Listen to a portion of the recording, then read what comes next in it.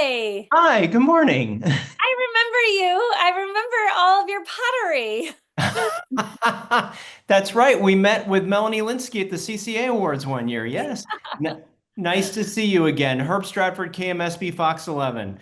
So, Judy, I want to just start by saying, how did this come to you? Like, were you aware of the story of the novel or? No, I mean, I am a big Stephen King fan, but no, I wasn't aware of this one. And I think it was the old-fashioned way. My agent called. They're making this movie. It's an adaptation of a Stephen King book. Say no more. I'll do it. Wait, you have to meet with the director. Okay, fine, but then I'll do it. Then I hang up that phone call, pick up another phone call that is I'm making to my local bookstore, Chevalier in Larchmont, in my neighborhood. And I'm like, I need you to get this Stephen King book for me, stat. So they ordered it. I read the script. I then read the book. I then met with Francis Lawrence, and it seemed like it happened in like 3 days. Wow, that's amazing. That's a quick turnaround. That's my memory of it. I might be wrong. There might be an email chain that disproves that, but that's my memory of it, that it was like bam, bam, bam. Fair enough, fair enough. So, your character has, limited time on screen, but I felt like you were just this ray of hope and this ray of life in a very, very dark place. And w was that something that, did you feel that pressure that you were you were this only sort of happiness there? Well, I don't think of it that way. But that's a nice thank you. That's a lovely compliment. I think I was aware that I didn't have to walk. I was really happy about that. I was aware that I was like the only woman in the movie.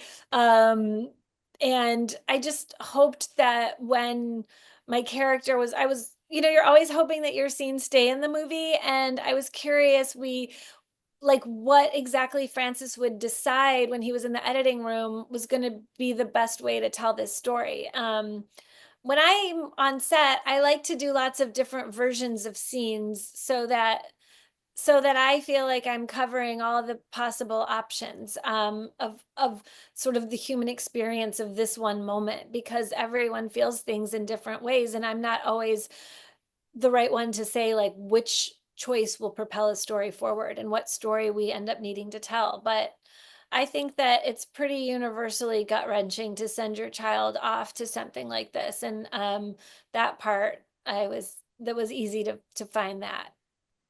Well, and this cast is just ridiculous. I mean, such a treasure of folks. I mean, Cooper and of course, Charlie Plummer and David Johnson. I mean, it's just like it must Mark have Hamill. Oh yeah. Well, that's a separate question. Okay, So fair, fair, fair. so I mean, that must have been really, I mean, I know because you weren't walking, you probably weren't spending a lot of time with the rest of the cast, but I mean, that felt like a really solid group of young people, in this film.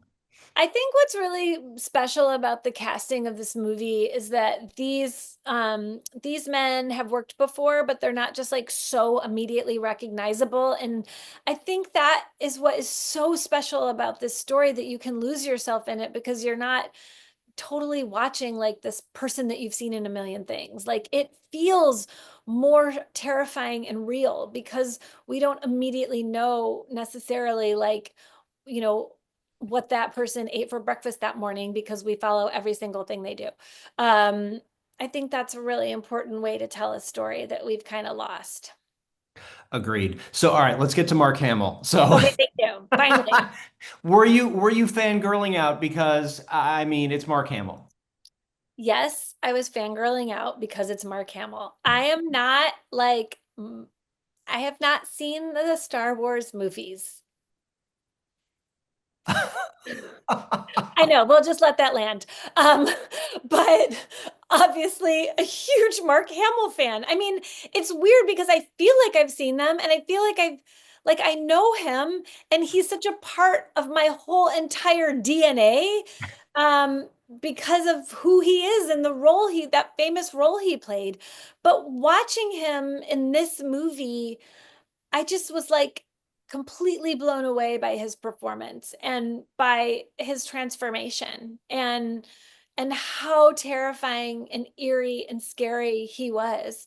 Um I just was really in awe of him. And he has two of the cutest dogs I've ever seen. So then to watch what he does in our movie and then watch him come off set and cuddle and snuggle and tickle his two cute dogs, you're like, wow, you are a real actor.